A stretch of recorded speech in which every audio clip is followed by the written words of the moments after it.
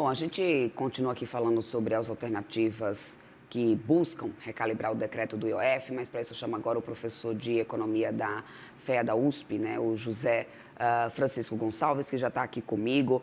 Muito bom dia, professor. Obrigado por ter aceito o convite, por estar aqui para a gente debater um pouco sobre esse assunto. Bem-vindo à nossa programação. Bom dia, Débora. Bom dia a todos. Obrigado pelo convite. Professor, vamos lá, né? É possível se ter um congresso em consenso nesse momento, junto alinhado com o executivo? Porque há sempre uma cobrança muito grande, né, sobre o que fazer, né, fazer corte de gastos. Mas o governo também cobra bastante que haja um diálogo e também uma maneira de mostrar o como fazer. A gente tinha ontem o ministro da Fazenda, Fernando Haddad, dizendo que estava disposto, aliás, a ter uma conversa olho no olho, de chegar, né, juntamente a um consenso sobre isso. O senhor vê espaço nesse Congresso para se construir um pacto, um acordo que permita realmente um ajuste fiscal consciente? Ou a fragmentação política já condena esse jogo antes de qualquer tentativa? Olha, eu acho que não estamos condenados, não, viu? Nem a uma coisa, nem a outra, né? Cabe um pouco de, se eu posso chamar de otimismo, por um fato que foi indicado aí na matéria de vocês há pouco, que é o peso das emendas parlamentares na execução do orçamento. Ou seja, se as emendas restringem, vamos dizer assim, margem de manobra de parte do governo, no que se refere à implementação dos programas e projetos do governo, ela, a emenda só existe na sua efetividade se couber no orçamento. Ou seja, foi levantado aí também com muita clareza que bloqueios ou restrições na execução do orçamento ao longo do tempo, como o governo anunciou recentemente, 30 e poucos bilhões de bloqueio, entre contingenciamento e cancelamento,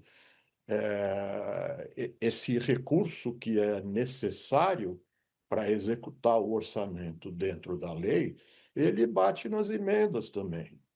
Ou seja, a rigidez do nosso orçamento, de você ter 90%, para simplificar, das despesas no regime obrigatório, deixa para o discricionário, ou seja, 10%, deixa para o discricionário o conteúdo que o governo pode usar para governar, para implementar suas promessas de campanha, seus temas programáticos, e para o Congresso participar dessa execução, aí em maior ou menor acordo com o governo. Então, o que nós estamos assistindo é, na verdade, uma composição que tem o conteúdo político óbvio de olhar para a eleição do ano que vem e, a partir disso, cada lado desenha a sua estratégia e mostra seu poder de negociação. Professor, desde o início, não é de agora, que o ministro da Fazenda, Fernando Haddad, bate nessa tecla de correção de distorções tributárias. Agora não é muito diferente, ele defende que o IOF traz uma correção de distorções. Ele sempre vem falando muito sobre isso, por causa do volume de renúncia fiscal que o governo tem hoje, que, de acordo com cálculos da Fazenda, chega a casa dos 800 bilhões de reais. E aí ele busca, através, pelo menos de acordo com o ministro, através disso, uma equalização tributária. Mas do ponto de vista técnico, o senhor vê consistência para usar esse tipo de instrumento para esse fim? Olha, do ponto de vista técnico, eu acho que não tem problema algum no que está sendo proposto nas suas grandes linhas, né? Qual é o ponto aí? Existem, de fato, transações financeiras que são muito parecidas, mas que são tributadas de maneira diferente, né? O incômodo assunto do risco sacado, por exemplo, é um sucedâneo do bom e velho capital de giro, podemos dizer assim. De modo que não tem sentido você ter uma base de tributação, que é o crédito, e não conseguir fazer essa tributação, aí sim, por uma questão técnica, né? Então, me parece que a questão técnica ela sempre vai, vamos dizer, ser manejada de acordo com a correlação de forças em relação ao que o governo, ao que a oposição pretendem em relação ao orçamento. O senhor acredita que essa via de trazer alguma medida arrecadatória para poder tentar cumprir o arcabouço fiscal é realmente uma saída? Para além disso, tirar ou corrigir qualquer distorções tributárias é realmente a melhor saída que o governo tem nesse momento? Em contrapartida, a gente tem uma cobrança muito grande por corte de gastos, ou seja, por medidas que sejam mais estruturais, que afetem diretamente o primário. Qual que é, então, a melhor alternativa que tem o governo nessa situação, que o senhor acredita que deveria ser o caminho adotado pelo governo? Olha, o bom da democracia é que estão aparecendo aí as alternativas, né? E eu acho que é preciso sempre reiterar. Quando a gente fala de orçamento, a gente não está falando apenas de gasto. A gente está falando de quem paga o imposto ou recolhe a contribuição, de um lado. De outro lado, o que são as tais, o que é o tal do gasto tributário, ou seja, o conjunto de subsídios, incentivos que passa no orçamento de modo mais ou menos explícito para o cidadão comum e que, na verdade, refletem tanto a questão política e distributiva entre quem paga e quem não paga imposto, quem recolhe e quem não recolhe contribuições, vamos dizer, a questão distributiva, assim como do lado do gasto.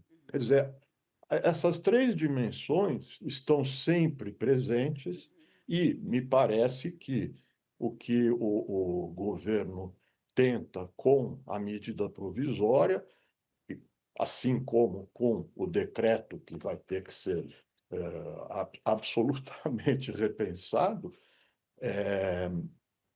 o que o governo pensa é tocar um pedaço disso, né? De fato, imaginar que o governo vai propor corte, quer dizer, hoje gasta 100, amanhã gasta 90, isso é de uma, vamos dizer assim, de uma ingenuidade abissal, né? O tal do teto de gastos, o finado teto de gastos, não era corte, tá? Era um limite para o tamanho, para o nível do gasto existente. Então, você podia remanejar, mas não podia aumentar em termos reais. O regime atual, que eu acho uma coisa inteligente, você tem limite para o crescimento. Então, não se trata de cortar. Vamos deixar isso claro. Trata-se no agregado, você pode cortar uma coisa, aumentar outra. Trata-se de, no agregado, crescer com limite de crescimento. Então, se a gente juntar,